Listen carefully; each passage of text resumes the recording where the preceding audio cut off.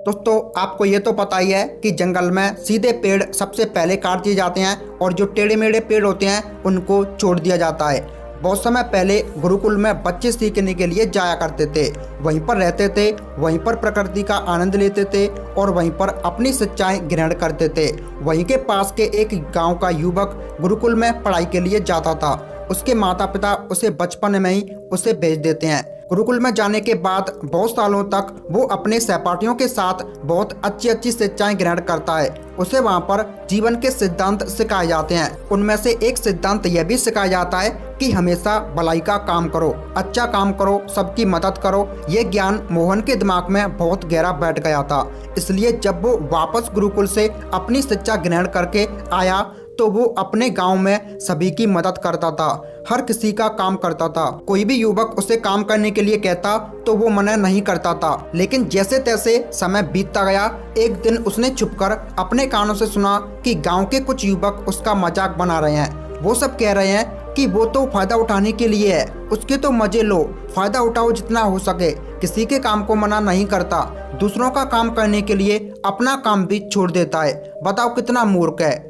ये सुनने के बाद मोहन के कानों से खून उतर आया। वो सच्चे मन से सबकी मदद करता था, लेकिन बदले में उसे क्या मिला ये सुनकर अब उदास हो गया। उसने मन ही मन में निश्चय किया कि आज के बाद वो किसी की भी मदद नहीं करेगा। अब मोहन गांव का एक ऐसा युवक बन चुका था जो किसी की भी मदद नहीं करता था। चाहे कोई कितनी भी परेशानी में क्यों ना हो, मोहन को कोई फर्क नहीं पड़ता था। मोहन का ये बदलाव देखकर सब हैरान रह गए। कल तक जो दया का सागर था, इतना दयालु था, कुछ ही समय में इतना निर्दयी बन गया। ये देखकर मोहन के माता पिता को भी उसकी ओर चिंता हुई। उन्होंने अपने बेटे से पूछा कि बेटा ऐसी क्या बात हो गई, तुम इतना क्यों बदल गए हो? तो मोहन ने कहा, इस जमाने में किसी की भलाई करके कुछ हासिल नहीं होता। ये बात मैं महसूस कर चुका हूँ। मैंने जीवन में जितनी भी गुरुकुल से शिक्षाएं हासिल की हैं, वे सारी शिक्षाएं बेकार चली गई, व्यर्थ हो गई, क्योंकि ये संसार किसी का नहीं है। यहाँ सच्चे दिल से किसी की मदद कर दे उसको बेवकूफ़ समझा जाता है। और ये कहते कहते मोहन वहीं पर रोने लगा। और उसके बाद मोहन बहुत परेशान रहने लगा। उसके माता पिता पहले वाला मोहन चाहते थे, वो वही मोहन चाहते थे जो सबकी मदद करता था। लेकिन उसका बेटा कहीं दूर निकल चुका था। दिन ब दिन हालत और भी गंभीर होती गई। एक दिन उसके माता पिता को पता चला कि पड़ोस के गांव में एक बौद्ध बिच्छू आया हुआ है और वो मानव स्वभाव के बारे में बहुत सारी बातें बता सकता है। इसलिए मोहन के माता पिता मोहन को लेकर बौद्ध बिच्छू के पास पहुंचते हैं। जब वो उस गांव में घुसते हैं तो एक औरत बौद्ध बिच्छू को बहुत बुरा भला सुना रही होती है। वो उसको कह रही थी कि इनको शर्म नहीं आती, भीख मांगने के लिए आ जाते हैं, सुबह सुबह अपना काम तो करते नहीं है, मुंह उठाकर दरवाजे के पास खड़े हो जाते हैं। लेकिन बौद्ध बिच्छू तो भिक्षा मांग कर ही खाते हैं, उनको सब कुछ सहना पड़ता है। इसलिए वो बौद्ध बिच्छू एकदम शांत खड़ा हुआ था, उसमें बिल्कुल भी क्रोध नहीं था। और जब उस बिच्छू को उस घर से भिक्षा नहीं मिली तो वो दूसरे घरों की तरफ निकल गया। ये सारा दृश्य मोहन भी देख रहा था। इसके बाद उसके माता पिता उस गांव के लोगों से पूछकर बौद्ध बिच्छू के ठिकाने पर पहुंचते हैं। वहां पर पहुंचकर वो देखते हैं कि ये वही बिच्छू था जो गांव से भिक्षा मांगकर गांव से वापस लौट आया था, जो गांव में भिक्षा मांग रहा था, जिसे वो औरत बुरा भला सुना रही थी।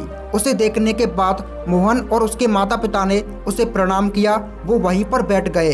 उसके बाद मोहन के माता पिता ने सारी परिस्थिति उसे बता दी। उन्होंने अपने बेटे का जिक्र करते हुए बताया कि ये हमारा बेटा पहले बहुत दयालु हुआ करता था, सबकी मदद करता था, लेकिन अचानक पता नहीं ऐसा क्या हो गया, अब ये किसी की मदद नहीं करता। कोई इसके सामने मर भी रहा हो तो भी ये बिल्कुल मदद नहीं करता। ऐसा स्वभाव हो गया है। इसका हम कुछ समझ नहीं पा रहे कि ये बदलाव अचानक से हुआ कैसे। इससे पहले कि वो बौद्ध बिच्छू कुछ जवाब देता, वो औरत जो गांव में उसे बुरा भला सुना रही थी, वो अपने बेटे को लेकर वहीं पहुंच गई और हाथ जोड़कर उस बिच्छू से प्रार्थना करने लगी कि मेरा बेटा बहुत बीमार है। अचानक से उसे बुखार आया और गांव के लोगों ने बताया कि आप ही इसकी मदद कर सकते हैं, कृपया करके मेरे बेटे को ठीक कर दीजिए।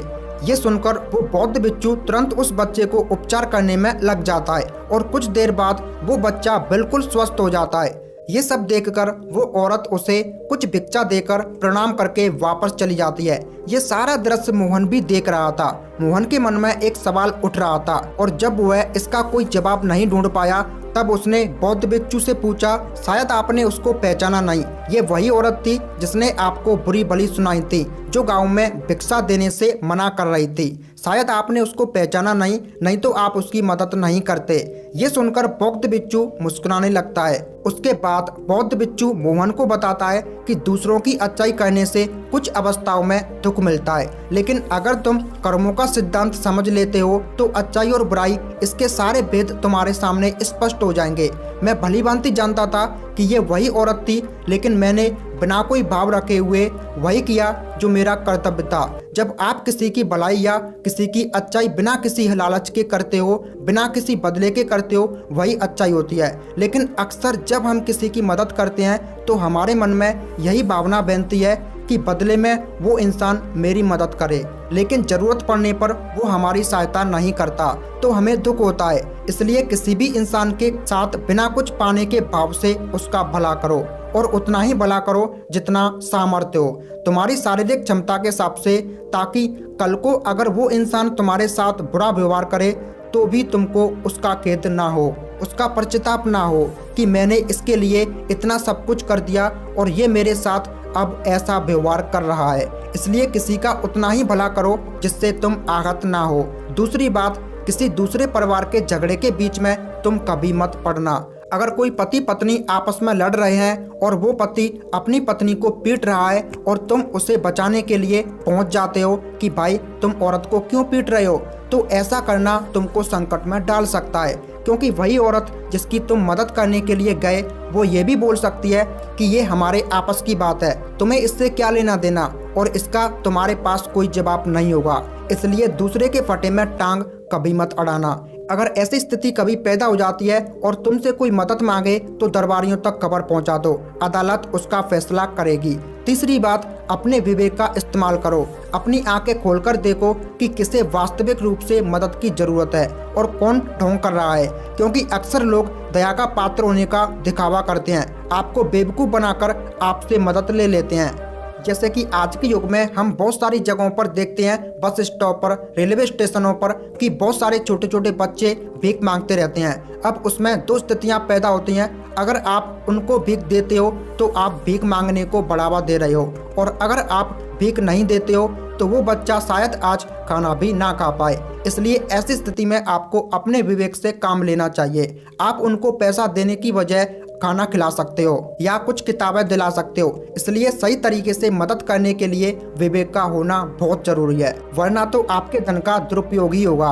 और एक बात जो समझने की है, किसी की भलाई करनी है तो खुद की भलाई करो, क्योंकि अगर तुम खुद जीवंत हो गए, अगर तुम खुद बदल गए तो पूरा जमाना अपने आप बदल जाएगा। आपने अपने मन में ये भ्रम तो नहीं बना रखा कि मैं तो अच्छा इंसान हूँ और मैं दूसरों की मदद करता हूँ, तो वो तुम्हारा अहंकार का रूप है। इंसान कभी भी आखिर तक पूर्ण नहीं होता, और जो अपने आप को पूर्ण समझ रहा है वो धोखे में है। इसलिए दूसरों को बदलने की वजह खुद को बदलो, और इसके लिए भी आपको भीड़ में अकेला रहना सीखना होगा। आप सबके साथ हैं, सब में उपस्थित हैं, लेकिन अंदर से आप एकांत हैं, अंदर से आप शांत हैं, अंदर से आप मौन हैं। जब आप अपने एकांत को देख लेते हो तो आपकी अंतर यात्रा चालू हो जाती है।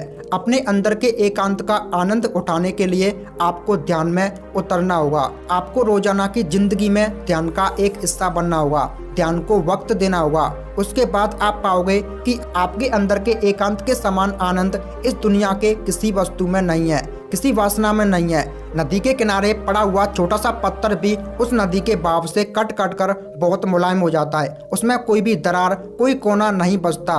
उसी तरह ध्यान के निरंतर भाव में बहने से उसी तरह निर्मल हो जाता है, जिसके बाद हम किसी भी चीज को महसूस कर सकते हैं, जिसके बाद हम वर्तमान का मतलब समझते हैं, जिसके बाद हमारे अंदर करुणा का भाव उदय होता है, वो करुणा जो किसी विषय वस्तु से नहीं जुड़ी हुई। इसलिए दोस्तों, आज से ही अंतर यात्रा चालू कर दें, अपने जीवन के आनंद को पहचानें, क्योंकि इंसान की जिंदगी बहुत छोटी होती है, पता नहीं कब आखिरी सांस आ जाए। तो जीवन के जो भी पल बचे हैं उन्हें उस आनंद में बिताओ।